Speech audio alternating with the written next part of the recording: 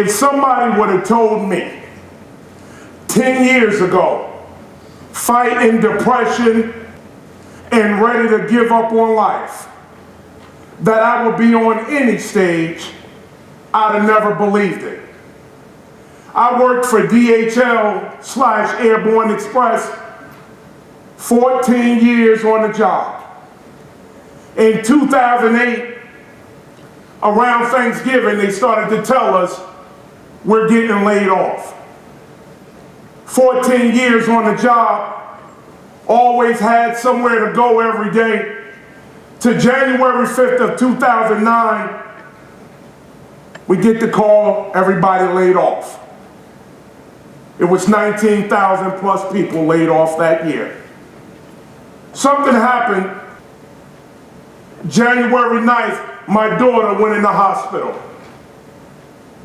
My daughter was born with 40% of her hearing and was deaf, so she had to have surgery, 2 cochlear implants. So if you can imagine your daughter in the hospital, you unemployed, never thought that I would ever want to give up on life. The surgery with my daughter went wrong. The doctor started coming in the room, my daughter's head was out to here, and they didn't know what to tell us. So now I'm fighting depression. I'm ready to give up on life. I no longer want to live anymore. The sun would come up and I would run to the darkest room in the house. I just didn't want to see the sun. The pressure in the household when you no longer can be that strong lion.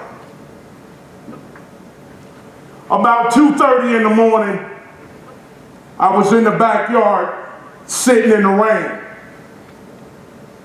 And I was soaking wet, and I got the Bible in my hand because I'm trying to take myself out, but I was thinking of ways that it didn't hurt.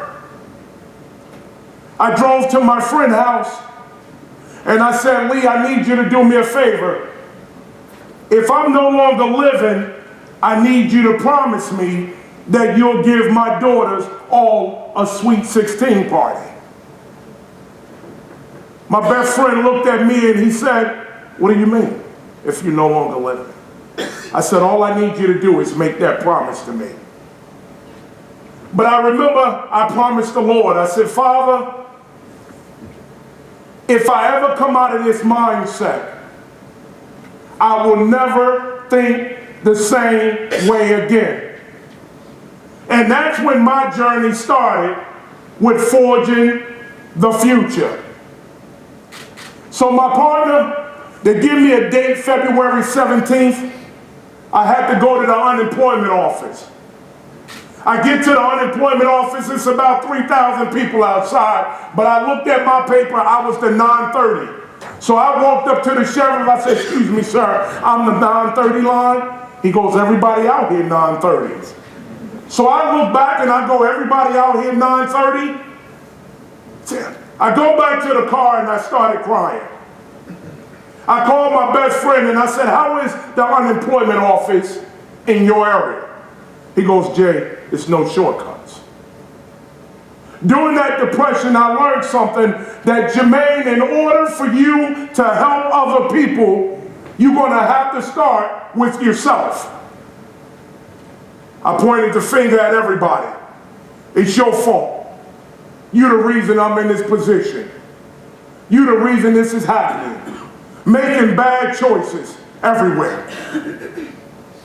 But I realized that in order for your setback to become a setup for your comeback, you must first start to reinvent yourself. So finally I get in the unemployment office, and one thing I've learned, everybody in the unemployment office, they looked unemployed. And I'm thinking, you know what, Jermaine, you unemployed, but you can't go looking like that. So I started getting dressed up. I got my attire, I got a shirt and tie on, I'm casual. So when I get to the unemployment office, everybody walking up to me, excuse me, sir, what floor is the other one on? It was the first time I realized what attire meant to people. So, man, I'm back there, I'm helping people, and I was sneaking in the back office all the time. The staff will let me in, and I'll go right to the owner, the administrator, and he'll go, Jermaine, how did you get back here? I said, your staff let me back here. And he will go, listen, folks, Jermaine does not work here. So now I'm feeling a little good about myself. My wife put in about, my best friend calls, he get a job for Amtrak. They was hiring 70 people, and he number 70. He goes, Jay, I think you should apply. I said, well, if you're the last person they hired, why? Right. I started applying around the 22nd application. Man, I get a job interview. Man, I don't know what to expect. I'm trying to reinvent myself. I'm trying to get up there. I get in the interview. It was a panel of people.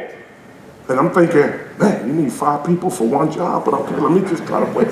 So the lady goes, Jermaine, tell me a little bit about yourself. And I never forget, I don't know what I said. She just started laughing, going, oh my God, I'm so sorry. Keep going. I'm so sorry. So I'm looking up, ma'am, is everything okay? Just keep going, forgive me. So I'm thinking, what did I say? So needless to say, 2 weeks later, I get a letter. Jermaine, unfortunately, you didn't get the job. Back to depression. I'm in the backyard. You know, I got to know the squirrels in the backyard. I mean, you'd be surprised what you see when you got time on your hand. On the 25th application, they called me back for a baggage man position. And this time I set myself up because I said, I'm going to give you something to laugh at this interview. So the lady goes, Jermaine, you know this a baggage man position. I said, ma'am, right now, I'll put sprinkles on the cupcake. When do I start? The letter come down, they hired me as a baggage man. The woman called me, I said, hold on. Ah! It was the first sign of hope. Well, Jermaine, we're going to need pictures of the whole family. So I went home taking pictures of even the dog, everybody. My daughter said, Dad, my hair not done. I said, you want me to get a job so I can get it done? Get in this picture. Right? So we took the picture. I got the job. First day as a baggage man. Let me tell you, that moment in the backyard when I promised God that if I ever come out of this mindset, I would change my behavior. So you know me, people see me, I'm high energy. So more often than not, they either gonna say hello or don't look, here he come, don't look. If you say something to him, he gonna speak to you, he gonna speak. Right. So I got that whole thing going, right? I'm a hit or miss. So I'm at the job, I got my uniform pressed, my boots shine, and all the employees used to say, but you don't need to shine your boots, you're a baggage man. That wasn't my mindset. My mindset that this second time around, I'm going to complain less. I'm going to go the extra mile because I find going the extra mile is never crowded. I want to know what you hate. You hate people, I love people. You want to go home early, I'll stay late. You hate them hours, I learn them hours. Because I learned one thing at the unemployment office. Separate yourself from the pack. I realized everybody wants to be a diamond, but nobody wants to get cut. But if they knew the pressure that you had to go through to get to be a diamond, you got to go through something. So now I'm happy. My boss, 6 months into the job, she goes, Jermaine, her name is Brenda Walker. She said, Jermaine, if this is who you really are, you won't stay a baggage man. And let me tell you something, folks. I was helping everybody, even if they was going with Greyhound. Come on, I got your bags. Come on. I was just so happy to have a job again. So I'm pumped up. So I get a call, and they promote me to conductor. Same position they turned me down for. Now, Jermaine got a little more energy. confidence building. The wife liked me again, right? So I'm moving on up. And I never forget, I get on the train, and I'm, ladies and gentlemen, welcome aboard. But it don't take all that. Just make the announcements. That does not have to take place. Me, I just want it to be different. What I'm telling you is, sometimes when you change your way of thinking, your entire life will change. Is life perfect? Absolutely not. Will you have obstacles and hurdles? You will. But it's all about how you face the obstacles. If the obstacles are getting the best of you, change the way you face it. Your attitude can help you or hurt you. There's only two things your attitude will do for you. It'll help you or hurt you. So now, I'm a conductor. Man, a brother from the hood, a conductor, you couldn't tell me nothing. Huh? I was in the barbershop with the uniform on, the Stop and Shop, the supermarket. Any kid, he a conductor, yeah, come here, let me show you about it. It was just something about having that job again. Let me tell you something. To the world, you may be one person. But to one person, you just may be the world. As you continue to forge the future, remember there's some people dependent on your testimony. Depression, it's no fear for me to talk about fighting depression. In fact, I want to talk about it more because the goal is to pull you through. How you stay humble, you treat it like you own it. I treat Amtrak like I'm the owner of the company because I remember the promise that I made to myself when I had nothing and to the good Lord. I want to go to work. I want to go the extra mile. I want to do all those things. Will people like you? Absolutely not. People will talk about you, rather you doing good or bad. And if you do something wrong in New York, trust me, them people make you forget what your mama named you. And they love Twitter. Like, what's your name? I'm going to write a letter. I can't believe this happened. I've been traveling many years. I normally fly. I took the train. I thought they was better than this. I deserve better. I'm a good person. Like, wait a minute. Calm down, people. Don't listen. You are only as good as your last good move. So in that backyard, I started a foundation, Brothers Making a Difference, of New Jersey, because I realized how many people look good on the outside, but depression, suicidal thoughts, you name it, is on the inside. So no matter what, I started an all-volunteer base, no salary organization, because my goal is to touch a life every chance I get. I look for the moment to make a difference in somebody else's life. Do I have problems? Absolutely. Do I have obstacles and hurdles? Absolutely. But be the change you wish to see, and don't wait for someone else to do it. You do it.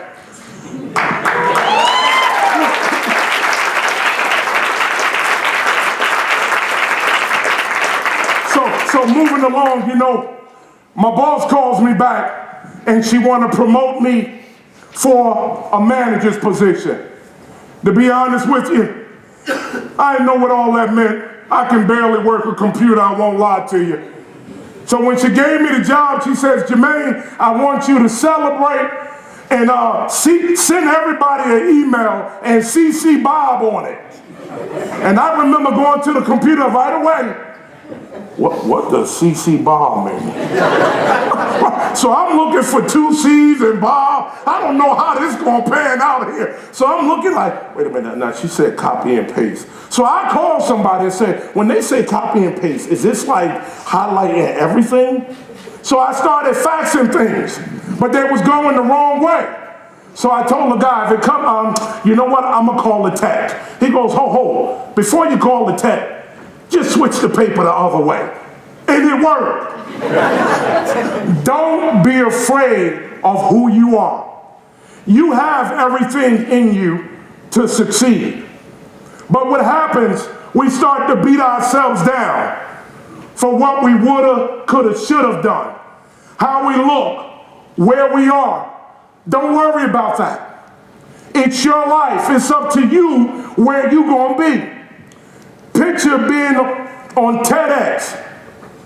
I mean, what is the probability that the same guy that was fighting depression, ready to give up on life, is on the stage? Well, it's not for me. I made a pact that I would do everything in my power to try to help other people. When I get to work tomorrow, here's the great part. It's the first day on the job. I don't get comfortable in certain things my job, no, but I still go out. You know why? Because I don't want to do the bare minimum.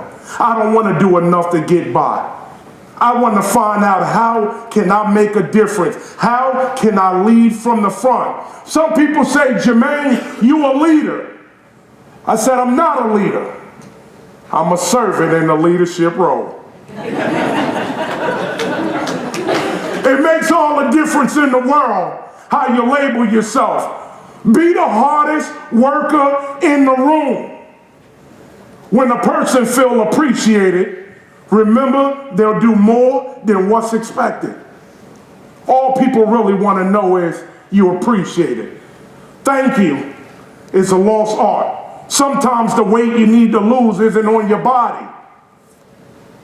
It's a mental battle. But one thing about having great mentors and great friends, I learned something about myself. If you're uncomfortable at the dinner table, don't be afraid to get up and remove yourself.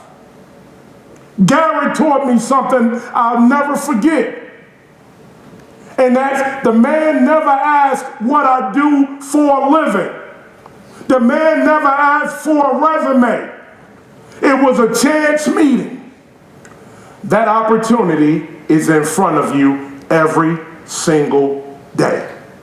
It's up to you when you going to click in, change your attitude. Sometimes in life, we're looking for that ship to pick us up. When the canoe is right to the right, it requires more work. It requires you to be consistent. You got to know when to take a break. As a leader, you got to realize you get tired too. Sometimes you got to restart. And in closing, never give up. Never, ever give up. And one day, you never know where life may take you. Thank you. Thank you, Jermaine. I appreciate you. We all appreciate you.